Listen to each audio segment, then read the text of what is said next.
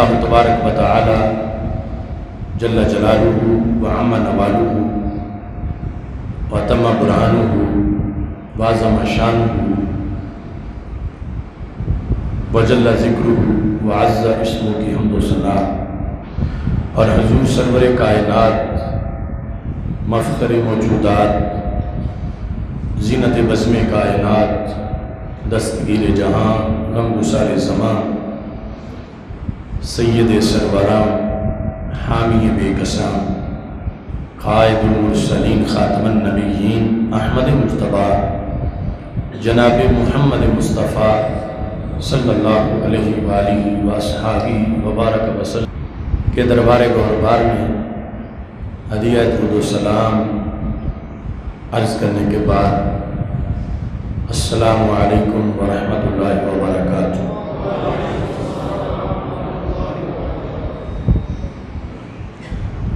رب ذوالجلال کے فضل و توفیق سے تحریک لبیک یا رسول اللہ صلی اللہ علیہ وسلم اور تحریک صراط مستقیم کی طرف سے آج یوم حضرت عمر بن عبدالعزیز رضی اللہ تعالیٰ عنہ بسلسلہ تحفظ مزارات منایا جا رہا ہے۔ میری دعا ہے خالق کائنات جل جلالہ ہماری اس حاضری کو منظور و مقبول فرمائے، اور رب ذوالجلال امت مسلمہ کو خوشحالی عطا فرمائے، آفتوں وباؤں بلاؤں سے محفوظ فرمائے، اور رب ذوالجلال دارین کی سعادت عطا فرمائے۔ ملک شام مسلم دنیا کا وہ علاقہ ہے کہ جس کو حجاز مقدس کے بعد بہت اہم حیثیت حاصل ہے۔ حدیث شریف میں اس کو ابدالوں کی سرزمین قرار دیا گیا ہے، اسلام کی نشأت ثانیہ کی چھاؤنی بتایا گیا ہے، اور یہی سرزمین میدان معاشر کی سرزمین قرار پائے گی۔ کئی سالوں سے شام کی سرزمین پر یہود و نصارہ اپنی سازشوں کا ایک ایسا سلسلہ شروع کیے ہوئے ہیں جس کا بظاہر کوئی کنارہ اور حل نظر نہیں آتا۔ یہاں ایک طرف امریکہ اور روس اپنے اپنے طیاروں سے اپنے اپنے وفاداروں کی حمایت میں بمباری کرتے ہیں، اور نیچے شہید ہونے والے مسلمان ہیں۔ پھر اسی سرزمین پر اسرائیل بہت زیادہ مظالم ڈھا رہا ہے، اور جو حاکم وقت ہے وہ اور اس کے ساتھ اس کی حامی فرقہ وارانہ تنظیمیں، اور دوسری طرف سعودی عرب کی حمایت یافتہ تنظیمیں، یہ سب ملک شام کو انہوں نے مشق ستم بنایا ہوا ہے۔ لاکھوں کے لحاظ سے لوگ وہاں پر شہید ہو چکے۔ اس کے ساتھ جو بہت زیادہ تکلیف دہ بات ہے وہ امت مسلمہ کی مقدس ہستیاں، ان کی جو آخری آرام گاہیں ہیں، ان کے جو مراکز اور مزارات ہیں، ان کی بے حرمتی کا جو سلسلہ ہے یہ بہت زیادہ تکلیف دہ ہے، اور یہ کئی سالوں سے جاری ہے۔ شروع میں داعش کی طرف سے اس طرح کا گھنونا کردار ادا کیا گیا، اور اس کے جواب میں دوسری طرف سے بھی اسی طرح کی صورتحال کا امت کو سامنا ہوا۔ مسلمان تو رسول اکرم صلی اللہ علیہ وسلم کی ہر نسبت کا ادب و احترام کرتے ہیں، لیکن یہود و نصارہ مسلمانوں کے اندر اس طرح کی فرقہ واریت لائے ہیں کہ ایک طرف شان صحابہ رضی اللہ تعالی عنہ کو آڑ بنا کر اہل بیت اطہار علیہم رضوان کی مقدس ہستیوں کے مزارات کی بے حرمتی کی جائے، اور دوسری طرف محبت اہل بیت رضی اللہ تعالی عنہم کو آڑ بنا کر صحابہ کرام رضی اللہ تعالی عنہم کی مقدس ہستیوں کی بے حرمتی کی جائے۔ اور یہ کام وہی کر سکتے ہیں کہ جن کا دین ایمان یہ ہے کہ یہ محبتیں آپس میں ٹکراتی ہیں اور یہ اکٹھی نہیں ہو سکتی، جبکہ رسول اکرم صلی اللہ علیہ وسلم نے جو امت کو نظریہ دیا اس کے مطابق مومن ہوتا ہی وہ ہے جس کے سینے میں بیک وقت دونوں محبتیں موجود رہتی ہیں، اور یہ محبت آپس میں ٹکراتی نہیں بلکہ شیر و شکر کی طرح ہے، اور پھر سب ہستیوں کے ماننے والے سب کا احترام کرتے ہیں۔ سیدہ زینب رضی اللہ تعالی عنہا کے مرکز پر جو بے حرمتی کے واقعات ہوئے تو وہ بھی دل دہلا دینے والی صورتحال تھی۔ اب حضرت عمر بن عبدالعزیز رضی اللہ تعالی عنہ کے مرکز کے لحاظ سے جو کچھ ان چند دنوں میں سامنے آیا ہے وہ بھی زباں پہ لانا بڑا مشکل ہے۔ حضرت عمر بن عبدالعزیز کبار تابعین میں سے، اور تابعی وہ ہوتا ہے کہ جس کو دیکھ لینے والا بھی جنتی بن جاتا ہے۔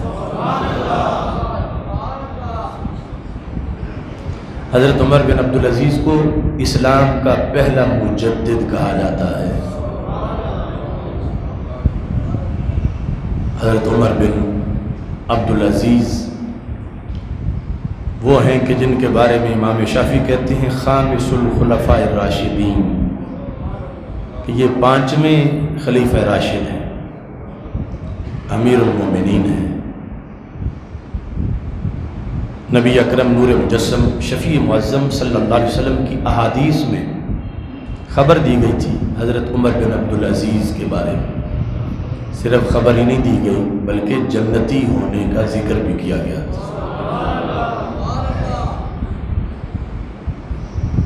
حضرت سیدنا عمر رضی اللہ تعالی عنہ نے حضرت عمر بن عبدالعزیز کے کردار اور آپ کی آمد کی خوشخبری سنائی تھی۔ امام ذہبی نے سیر اعلام نبلاء کے اندر حضرت عمر بن عبدالعزیز کے تعارف میں جو اولین الفاظ لکھے، الامام الحافظ العلامۃ المجتہد الزاہد العابد السید امیر المومنین حقا ابو حفص القرشی الاموی المدنی ثم المصری الخلیفۃ الزاہد الراشد۔ نبی اکرم نور مجسم شفیع معظم صلی اللہ علیہ وسلم کی جس حدیث کا میں ذکر کر رہا ہوں، حلیۃ الاولیاء جلد نمبر 5 میں نبی اکرم صلی اللہ علیہ وسلم کی ایک حدیث ہے کہ جس کے اندر حضرت عمر بن عبدالعزیز کے لحاظ سے نبی اکرم صلی اللہ علیہ وسلم نے کافی پہلے خبر دی اور ان کے جنتی ہونے کو بیان کیا۔ یہ صفحہ نمبر 292 ہے۔ اس میں حضرت راشد ان سے یہ روایت ہے، قال زارا عمر بن عبد العزیز مولایا، کہ حضرت عمر بن عبد العزیز جو ہیں وہ میرے آقا کو ملنے آئے۔